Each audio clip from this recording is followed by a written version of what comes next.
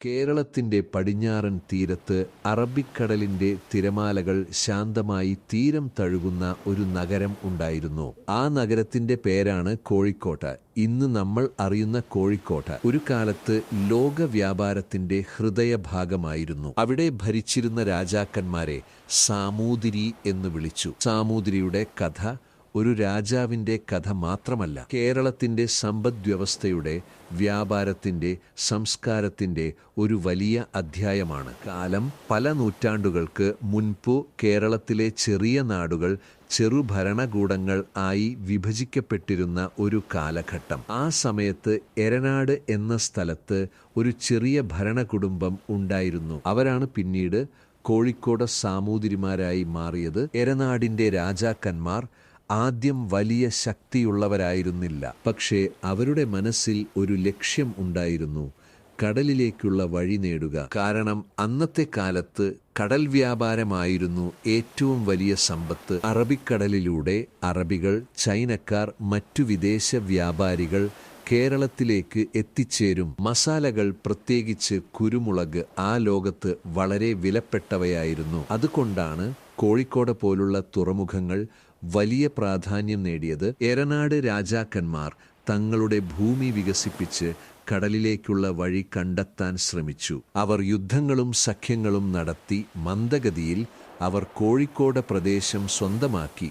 അങ്ങനെ കോഴിക്കോട്ട് ഒരു വലിയ വ്യാപാര കേന്ദ്രമായി മാറി. സാമൂതിരി അവിടെ തൻ്റെ ഭരണകേന്ദ്രം സ്ഥാപിച്ചു. ആ കാലത്ത് കോഴിക്കോട് തുറമുഖം ലോകത്തിലെ ഏറ്റവും തിരക്കേറിയ തുറമുഖങ്ങളിൽ ഒന്നായിരുന്നു. വലിയ കപ്പലുകൾ മന്ദഗതിയിൽ തുറമുഖത്തേക്ക് എത്തും. വ്യാപാരികൾ വിവിധ രാജ്യങ്ങളിൽ നിന്ന് എത്തും. അവരുടെ ഭാഷകൾ, അവരുടെ സംസ്കാരങ്ങൾ എല്ലാം കോഴിക്കോട് നഗരത്തിൽ ഒരുമിച്ചു കലർന്നിരുന്നു. സാമൂതിരി ഈ വ്യാപാരത്തെ വളരെ സൂക്ഷ്മമായി നിയന്ത്രിച്ചു. അവൻ വിദേശ വ്യാപാരികൾക്ക് സുരക്ഷയും സ്വാതന്ത്ര്യവും നൽകി. അതുകൊണ്ട് കോഴിക്കോട്ട് ഒരു സുരക്ഷിത വ്യാപാര കേന്ദ്രമായി മാറി. അറബികൾ പ്രത്യേകിച്ച് കോഴിക്കോട് നഗരത്തിൽ സ്ഥിരതാമസം ആരംഭിച്ചു. അവർ വ്യാപാരത്തിലും സംസ്കാരത്തിലും വലിയ സ്വാധീനം ചെലുത്തി. ഇങ്ങനെ കോഴിക്കോട്ട് ഒരു അന്താരാഷ്ട്ര നഗരമായി മാറി. സാമൂതിരിയുടെ ശക്തി യുദ്ധത്തിൽ മാത്രമല്ല, വ്യാപാരത്തിൽ, സംഘടനയിൽ,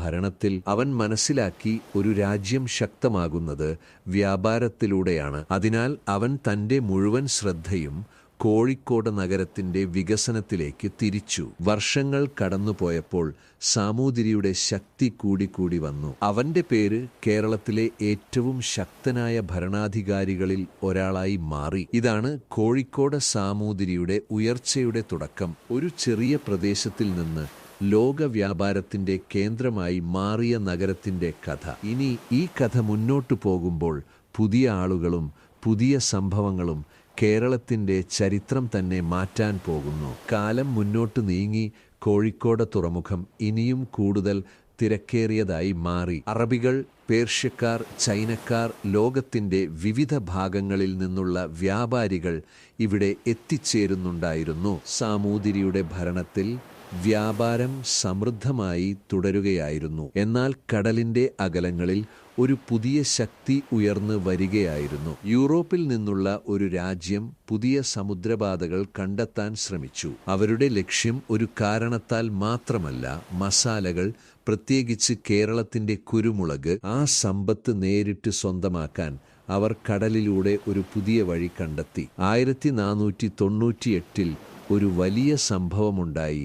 അറബിക്കടൽ കടന്ന് കേരളത്തിൻ്റെ തീരത്തെത്തി. അവൻ എത്തിയത് കാപ്പാട് തീരത്തായിരുന്നു. ആ നിമിഷം കേരളത്തിൻ്റെ ചരിത്രത്തിൽ ഒരു പുതിയ അധ്യായം ആരംഭിച്ചു. വാസ്കോ ഡ ഗാമയും അദ്ദേഹത്തിൻ്റെ സംഘവും കോഴിക്കോട്ടേക്ക് എത്തി. അവരെ സ്വീകരിച്ചത് സാമൂതിരിയുടെ ഭരണകൂടം ആയിരുന്നു. ആദ്യത്തിൽ ഇത് ഒരു സാധാരണ വ്യാപാര ബന്ധം പോലെ തോന്നി. പക്ഷേ വാസ്കോ ഡ ഗാമയുടെ ലക്ഷ്യം വ്യത്യസ്തമായിരുന്നു. അവൻ ആഗ്രഹിച്ചത് അറബികളുടെ ഇടപെടലില്ലാതെ നേരിട്ട് വ്യാപാരം നടത്തുക. അത് സാമൂതിരിയുടെ നിലവിലെ വ്യാപാര സംവിധാനത്തിന് ഒരു വെല്ലുവിളിയായിരുന്നു. കോഴിക്കോട് നഗരത്തിൽ അറബി വ്യാപാരികൾക്ക് വലിയ സ്വാധീനം ഉണ്ടായിരുന്നു. അവർ ഈ പുതിയ യൂറോപ്യൻ വ്യാപാരികളെ സംശയത്തോടെ നോക്കി. മന്ദഗതിയിൽ അവിടെ ഒരു സംഘർഷം രൂപപ്പെട്ടു. വാസ്കോ ഡാമ സാമൂതിരിയുമായി കൂടിക്കാഴ്ച നടത്തി. പക്ഷേ അവൻ കൊണ്ടുവന്ന സമ്മാനങ്ങൾ അവിടെ നിലവിലുണ്ടായിരുന്ന വ്യാപാര നിലവാരത്തിന്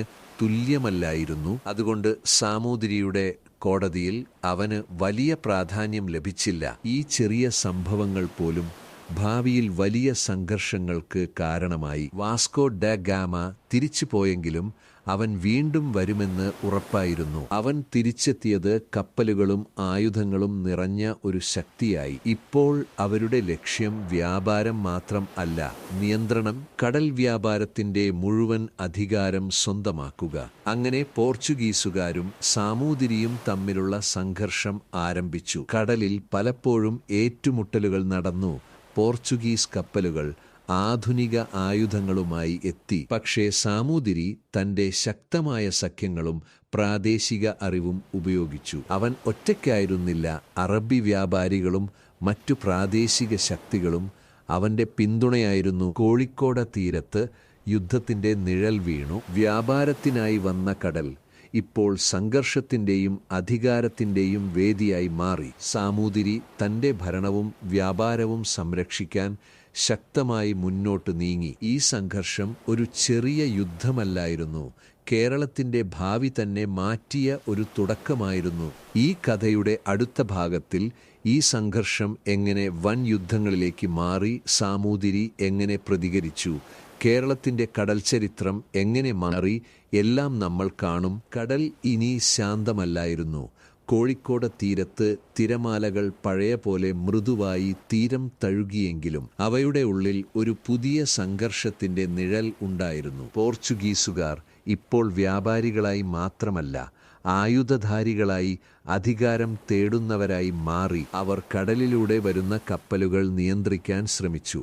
അറബി വ്യാപാരികളെ തടഞ്ഞു. ചില കപ്പലുകൾ ആക്രമിക്കുകയും ചെയ്തു. കോഴിക്കോട് തുറമുഖം ഇപ്പോൾ സുരക്ഷിതമായ ഒരു വ്യാപാര കേന്ദ്രമല്ല, സംഘർഷത്തിന്റെ കേന്ദ്രമായി മാറി. സാമൂതിരി ഈ മാറ്റം വളരെ വ്യക്തമായി മനസ്സിലാക്കി. ഇത് സാധാരണ ഒരു വ്യാപാര പ്രശ്നമല്ല, ഇത് അധികാരത്തിനായുള്ള പോരാട്ടമാണ്. അതിനാൽ അവൻ തന്റെ സൈന്യത്തെ കൂടുതൽ ശക്തമാക്കി. കടൽ സേനയും കരസേനയും രണ്ടും ഒരുപോലെ തയ്യാറാക്കി. കോഴിക്കോട് തീരത്ത് ചെറു ഏറ്റുമുട്ടലുകൾ തുടർച്ചയായി നടന്നു. പോർച്ചുഗീസ് കപ്പലുകൾ വലിയ തോക്കുകളും ശക്തമായ പ്രതിരോധ സംവിധാനങ്ങളും ഉപയോഗിച്ചു. പക്ഷേ സാമൂതിരിയുടെ സൈന്യം തങ്ങളുടെ ഭൂമിയെയും കടലിനെയും നന്നായി അറിയുന്നവരായിരുന്നു. അവർ ചെറുകപ്പലുകൾ ഉപയോഗിച്ച് വേഗത്തിൽ ആക്രമിച്ചു മടങ്ങി മറഞ്ഞു. ഇത് ഒരു വ്യത്യസ്തമായ യുദ്ധരീതിയായിരുന്നു. കടലിൽ മഴയും കാറ്റും നിറഞ്ഞ രാത്രികളിൽ പോലും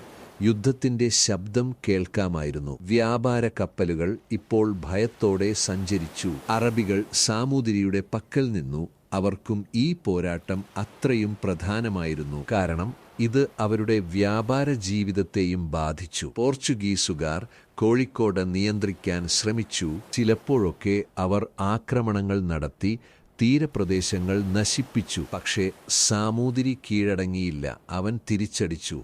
വീണ്ടും വീണ്ടും. കാലം കടന്നുപോകുമ്പോൾ ഈ സംഘർഷം കൂടുതൽ ശക്തമായി. കടൽ ഇപ്പോൾ ഒരു യുദ്ധഭൂമിയായി മാറി. പോർച്ചുഗീസുകാർക്ക് ആധുനിക ആയുധങ്ങളുണ്ടായിരുന്നു. പക്ഷേ സാമൂതിരിക്ക് ഉണ്ടായിരുന്നു ധൈര്യം, തന്ത്രം, പ്രാദേശിക അറിവ്. അവൻ മനസ്സിലാക്കി ഈ പോരാട്ടം ജയിക്കാൻ പുതിയ മാർഗങ്ങൾ ആവശ്യമാണ്. അങ്ങനെ കേരളത്തിന്റെ കടൽ ചരിത്രത്തിൽ ഒരു പുതിയ ശക്തിയുടെ ഉദയം സംഭവിച്ചു. സാമൂതിരിയുടെ കീഴിൽ ഒരു ശക്തമായ കടൽസേന രൂപപ്പെട്ടു. അത് പോർച്ചുഗീസുകാർക്ക് നേരിട്ട് വെല്ലുവിളിയായി. യുദ്ധം തുടരുകയായിരുന്നു, മന്ദഗതിയിൽ പക്ഷേ ശക്തമായി. ഓരോ ദിവസവും പുതിയ സംഭവങ്ങൾ, പുതിയ ഏറ്റുമുട്ടലുകൾ. കോഴിക്കോട്ട് ഇനി ഒരു വ്യാപാര നഗരം മാത്രമല്ല, ഒരു പ്രതിരോധത്തിന്റെ പ്രതീകമായി മാറി. സാമൂതിരി അവന്റെ ജനങ്ങളെയും വ്യാപാരത്തെയും സംസ്കാരത്തെയും സംരക്ഷിക്കാൻ അവസാനം വരെ പോരാടി. ഈ യുദ്ധങ്ങൾ ഒരു രാജ്യത്തിൻ്റേതു മാത്രമല്ല, കേരളത്തിന്റെ ഭാവിയെ നിർണയിച്ച സംഭവങ്ങളായിരുന്നു. ഇനി ഈ കഥയുടെ അടുത്ത ഭാഗത്തിൽ ഈ യുദ്ധങ്ങൾ എങ്ങനെ മാറി, സാമൂതിരിയുടെ ശക്തി എങ്ങനെ തുടരുന്നു, പിന്നീട് എന്ത് സംഭവിച്ചു, എല്ലാം നമ്മൾ ശാന്തമായി കണ്ടു മനസ്സിലാക്കാം. കാലം മന്ദഗതിയിൽ മുന്നോട്ട് നീങ്ങി.